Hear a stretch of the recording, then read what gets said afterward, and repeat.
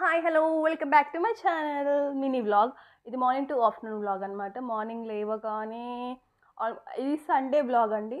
And మేమైతే ఈ మధ్య టెర్రస్ మీదనే పడుకుంటున్నాం. ఇంట్లో వేడికి తట్టుకోలేక ఇంకా టెర్రస్ మీద పడుకుంటున్నాం. నైట్ అయితే కొంచెం కష్టం, ఎందుకంటే ఇవి కొంచెం మా టెర్రస్ మీద పడుకుంటున్నాం అనమాట. ఎట్లా అంటే మీకు అది చూపిస్తాను ఎలా ఉంటుంది.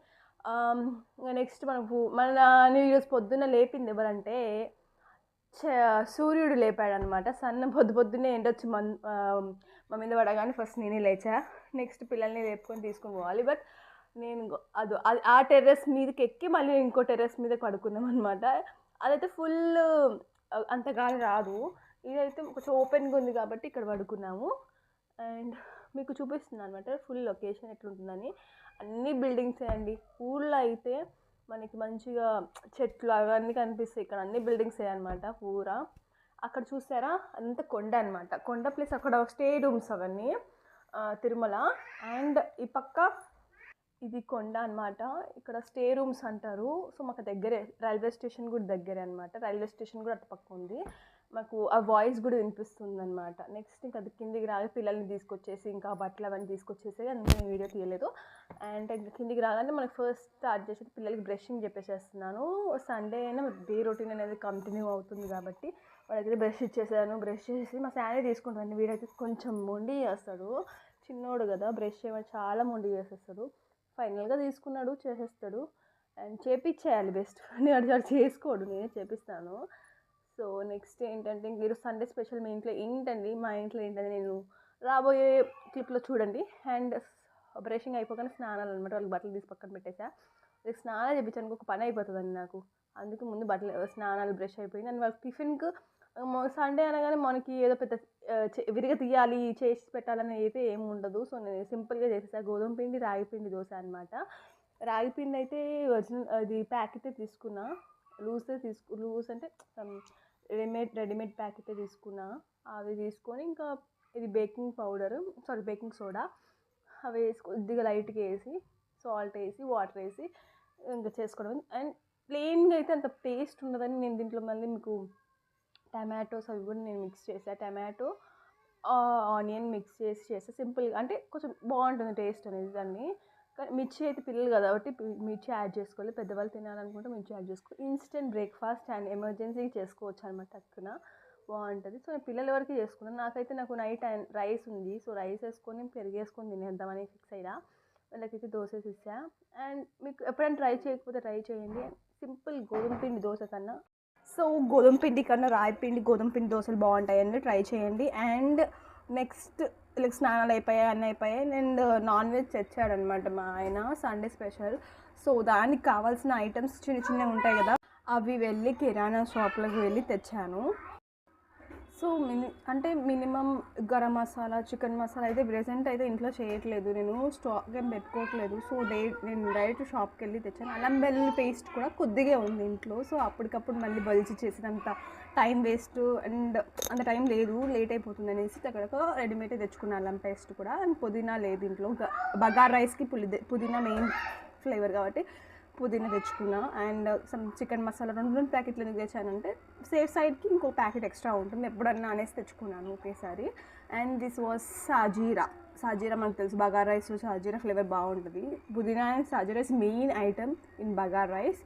అండ్ నెయ్యి కూడా కొద్దిగా ఉంది. సో మనకి ఇంకో ప్యాకెట్ తెచ్చుకున్నా. This was spices. మనకి మెయిన్ ఐటమ్ బగార్ రైస్ అంటే స్పైసెస్, పుదీనా అండ్ సాజీరా. నెయ్యి లేకపోయినా కానీ అడ్జస్ట్ అయిపోతాము. సో అవి తెచ్చుకున్నాను. కొబ్బరి కూడా లేదు, ఎండు కొబ్బరి అవి తెచ్చుకున్నా. నెక్స్ట్ నాన్ వెజ్ ఏం తెచ్చాను అంటే మీరు ఆల్రెడీ షార్ట్ వీడియోస్ చూస్తుంటే తెలిసిపోయి ఉంటుంది మీకు నేను ఏం చేశాను. సో మీరు షార్ట్ వీడియోస్ చూస్తుంటే తెలిసిపోయి ఉంటుంది కదా ఆల్రెడీ. సో ఏం లేదంటే రొయ్యలు ఈజ్ ఫర్ మై మర్ది. అంటే మా మర్ది వచ్చాడు సండే మా ఇంటికి. సో మర్ది కోసం రొయ్యలు తెచ్చాడు. అండ్ మేము కూడా తింటాం కదా ఎట్లను. అంటే తక్కువ ఎందుకు తెచ్చాడంటే రొయ్యలతో పాటు పీతలు కూడా తెచ్చాడు. పీతలు తింటాడో తినడో అనే ఒక కన్ఫ్యూజన్లో తెచ్చాడు. బట్ పీతలు కూడా తింటాడు అతను. సో మాకు రొయ్యలు పిల్లలు కూడా జస్ట్ పిల్లలు టేస్ట్ చేస్తారు, అంత ఎక్కువ తినరు. మా శాండీ కొద్దిగా తింటుంది.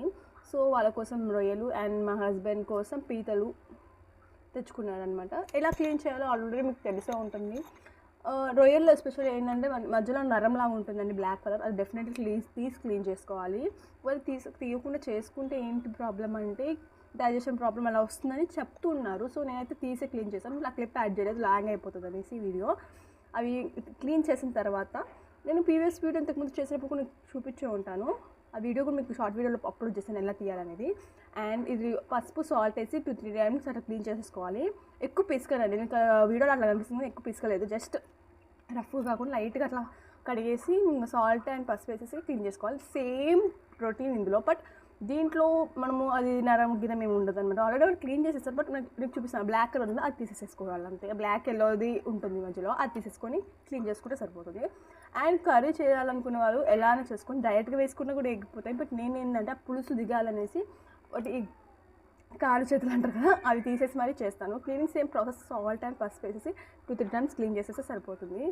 మీరు చూస్తే అట్లా ఆ ఎల్లో కలర్ ఉంటుందో ఆ ఎల్లో కలర్ తీస్తే నీట్గా క్లీన్ చేసుకోవాలన్నమాట. అప్పుడు కొంచెం మనకి ఆ నీచు స్మెల్ అనేది ఉండదు అనమాట. ఉంటారు నీచు వాసన అంటారు కదా, ఆ స్మెల్ అయితే ఉండకుండా నీట్గా ఉంటుంది, క్లీన్గా ఉంటుంది, మనకి తినేటప్పుడు కూడా బాగుంటుంది. లైక్ ఆ నీచు స్మెల్ ఉందనుకో అసలు ముక్క కూడా నోట్లోకి తినబుద్ది కాదు. సో అందుకని నీట్గా క్లీన్ చేసేసాను అన్ని, ఒక్కొక్కటి తీసి క్లీన్ చేసుకుంటా. అలానే క్లీన్ చేసేసాను అండ్ ఫాస్ట్ ఫార్వర్డ్ పెట్టాను, మీకు అలా అనిపించిండొచ్చు. సో క్లీన్ చేసాక పసుపు సాల్ట్ 2-3 టైమ్స్ క్లీన్ చేసుకున్న తర్వాత ఫైనల్ రిజల్ట్ లేదు. ఇట్లా అన్నీ క్లీన్ చేసుకున్నాక అవి తీసేస్తాను నేను, ఎందుకంటే ఉడుకుతాయి, బట్ ఆ రసం అనేది దిగుతుందో లేదో అని ఒక డౌట్తో నేనైతే అవి తీసేసే వేయించుకుంటాను అనమాట. అండ్ ఇందులో ఒకటి ఉందండి, అవి ఎట్లా తినాలి కూడా నాకు తెలియదు. బేసికలీ 3rd టైం నేను చేయడం పీతలు. ఫస్ట్ టైం ఫెయిల్ అయ్యాను, నాకు తెలియదు కాబట్టి ఫెయిల్ అయ్యా. అండ్ నెక్స్ట్ టైం నాకు ఇంప్రూవ్ అయ్యేసి నేను 3rd టైం కాబట్టి నేను బాగానే చేశాను అండ్ తిన్నారు కూడా.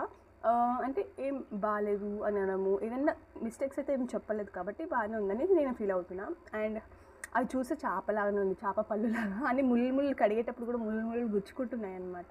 సో కడగడం అయిపోయింది అండ్ కుకింగ్ కూడా చేస్తాను. ఈ కుకింగ్ బ్లాగ్ కూడా నేను డీటెయిల్గా ఇంకో వీడియోలో, లాంగ్ వీడియోలోనే అప్లోడ్ చేస్తాను, బగారా రైస్ ఎలా చేశానని. ఫాస్ట్ ఫార్వర్డ్లో షార్ట్ వీడియోలో అప్లోడ్ చేశాను, బట్ దీని డీటెయిల్గా అప్లోడ్ చేస్తాను వ్లాగ్స్లో. దిస్ వాజ్ రొయ్యల్ కర్రీ అండ్ ఎక్కువ వాటర్ వేయకుండా జస్ట్ గ్రేవీ లాగా చేశాను. అండ్ పీతలు కూడా పీతలు సూప్ అనేది బాగుంటుంది అండ్ వీళ్ళు ముక్కలకి అంతా సూప్ అంటే బాగుంటుంది అనేసి సో చేశాను. నేను తినేసాను, పిల్లలు తినేసారు, వాళ్ళు వచ్చేసి వాళ్ళు కూడా తినడం. మా మరిది అనమాట కింద కూర్చునేది, మా ఆయన అండ్ మా తమ్ముడు. మా మరిది కూడా మా తమ్ముడితో కొంచెం జోక్గా మాట్లాడతాడు. నేను యూట్యూబ్ ఛానల్ స్టార్ట్ చేశాను కదా, యూట్యూబ్ ఛానల్ స్టార్ట్ చేశాను కాబట్టి అది కూడా నన్ను కొంచెం జోక్గా మాట్లాడతాడు చూడండి. Hi guys, welcome to my channel. I meeting. ఏం తింటున్నారండి మీరు? క్లియర్గా చెప్పండి, గట్టిగా చెప్పండి. రొయ్యలు. మీ బావగారు ఏం తింటున్నారు? సబ్స్క్రైబ్ అండ్ లైక్ చెప్పమని చెప్పండి.